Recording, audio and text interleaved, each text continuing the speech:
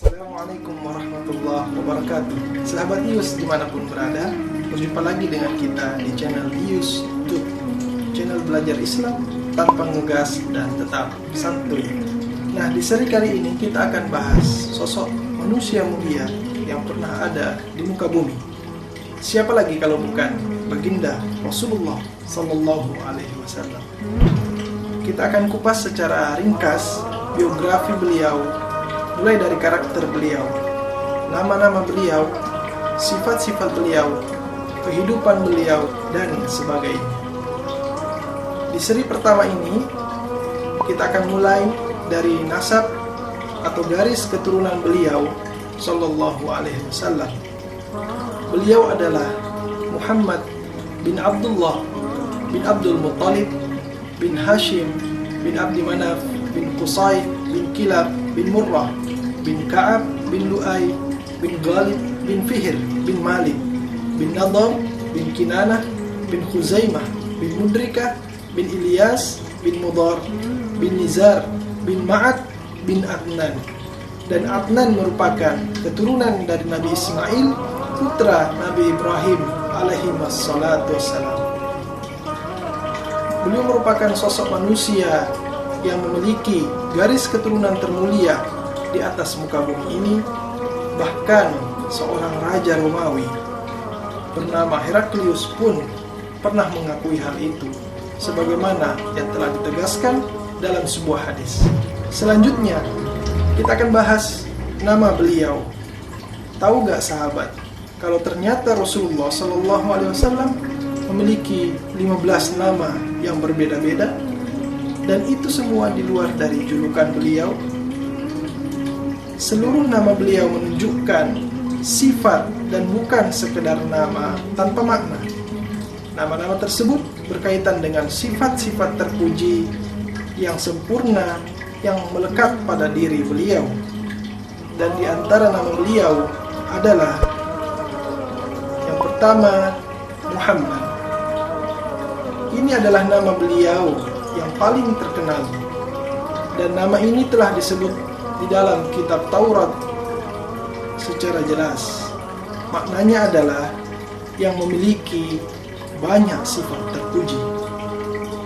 Yang kedua, Ahmad, yang berarti makhluk yang paling dipuji oleh Allah Subhanahu wa Ta'ala. Beliau dipuji oleh seluruh penghuni langit dan bumi serta seluruh penduduk dunia dan akhirat karena banyaknya sifat terpuji yang melekat pada diri beliau. Dan nama inilah yang disebutkan oleh Nabi Isa alaihissalam. Yang ketiga, Al-Mutawakkil, yang berarti yang senantiasa bertawakal. Beliau dinamakan dengan nama ini karena beliau senantiasa bertawakal kepada Allah dalam menegakkan agama Islam. Tidak ada seorang pun yang dapat mengungguli tawakal beliau. Subhanallah. Yang keempat, Al-Mahi, yang artinya yang menghapus. Karena Allah Subhanahu wa Ta'ala menghapuskan kekufuran dengan perantara beliau, di mana kekufuran tidak pernah terhapus sebagaimana dihapuskan melalui perantara beliau. Yang kelima, Al-Hashir, yang berarti yang mengumpulkan. Karena manusia dikumpulkan di atas jejak kaki beliau, seolah-olah beliau diutus untuk mengumpulkan seluruh umat manusia. Yang selanjutnya, Al-Aqib, atau penutup, yang tidak ada lagi nabi setelah beliau karena beliau adalah penutup dari para nabi. Selanjutnya yang ketujuh, Al-Muqaffi, yang berarti yang mengikuti jejak para pendahulunya. Karena inti ajaran yang beliau sampaikan sama dengan ajaran para rasul-rasul sebelumnya. Yang kedelapan, Nabiut Taubah. Karena melalui beliau Allah membuka pintu taubat bagi penduduk bumi. Kemudian Allah menerima taubat mereka dengan penerimaan yang belum pernah terjadi pada umat-umat sebelumnya. Beliau juga adalah orang yang paling banyak bertaubat dan beristighfar kepada Allah Subhanahu wa Ta'ala. Yang kesembilan, Nabiul Malhamah, yang Allah utus beliau dengan berjihad menghadapi musuh-musuhnya. Tidak ada seorang nabi bersama umatnya yang berjihad sebagaimana jihad Nabi Muhammad SAW dengan umatnya. Dan peperangan yang beliau hadapi adalah peperangan besar yang belum pernah terjadi sebelumnya. Yang ke-10, Nabiur Rahmah, yang Allah utus sebagai rahmat bagi alam semesta. Maka dengan diutusnya beliau, Allah merahmati seluruh penduduk bumi.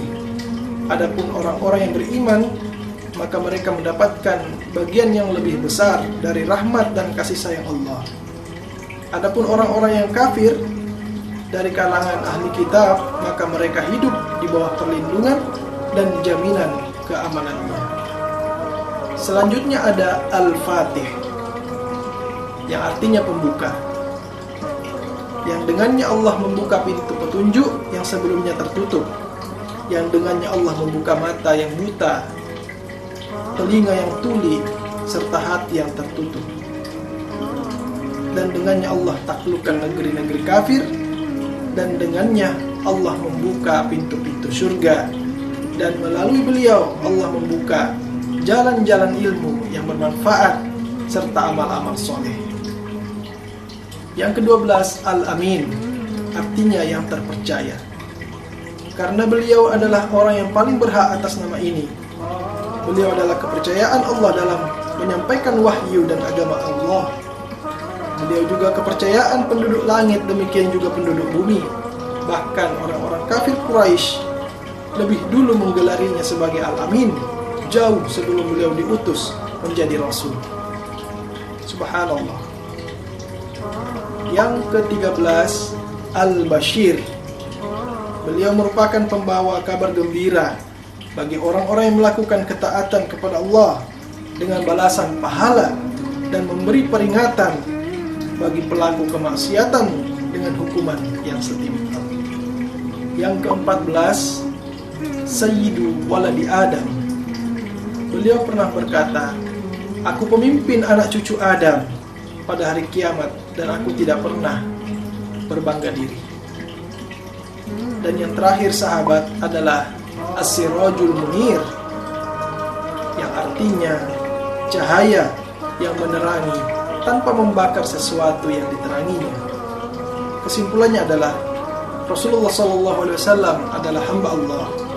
Penghambaan diri Rasulullah kepada Allah telah mencapai puncak tertinggi, sebagaimana disebutkan khassatul khassah, karena beliau telah menyempurnakan seluruh tingkatan-tingkatan ubudiyahnya kepada Allah Subhanahu wa ta'ala.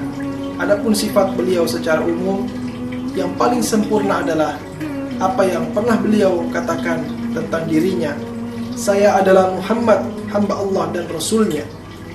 Saya tidak suka jika kalian meninggikanku di atas kedudukan yang telah Allah tetapkan kepadaku." Subhanallah. Beliau adalah manusia yang paling baik akhlak dan fisiknya. Allah berfirman, "Wa innaka la'ala khuluqin azim."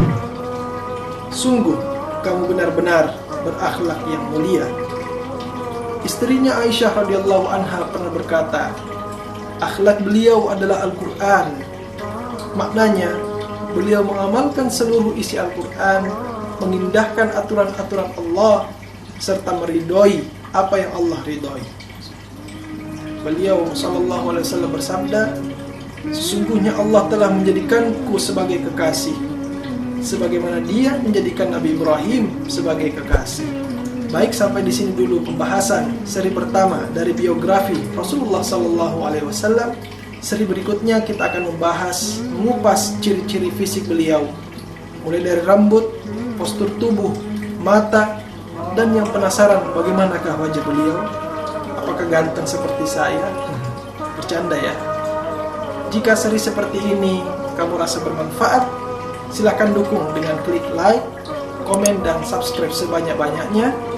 Mudah-mudahan yang subscribe dapat dipertemukan dengan Nabi tercinta, Nabi Muhammad SAW.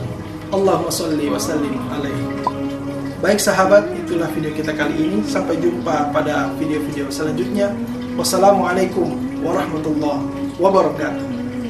La ilaha illallah Muhammadun Rasulullah alaihi salatullah wa alihi wal ahibba